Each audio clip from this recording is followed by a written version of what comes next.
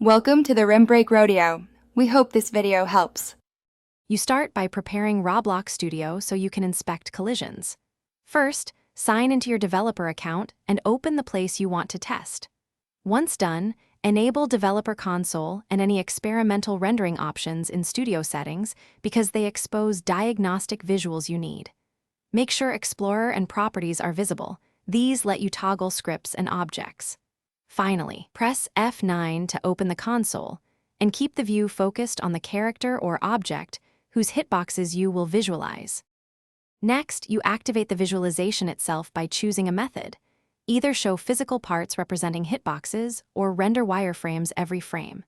If you want accurate collision, enable humanoid. Use part to calculate and create part size to hitbox dimensions. This mirrors how collisions register.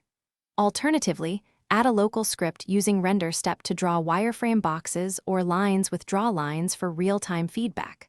Also, watch workspace. Descendant added so new characters get visuals automatically. To finish, organize the visuals into a debug folder and mark them archivable equals false so they don't save into the game.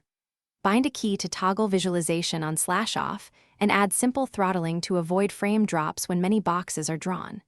Make sure to remove or disable visuals for final builds. If something goes wrong, first verify collision group settings and whether parts are anchored or can collide. Then inspect the output for script errors. That single check usually reveals why hitboxes aren't appearing.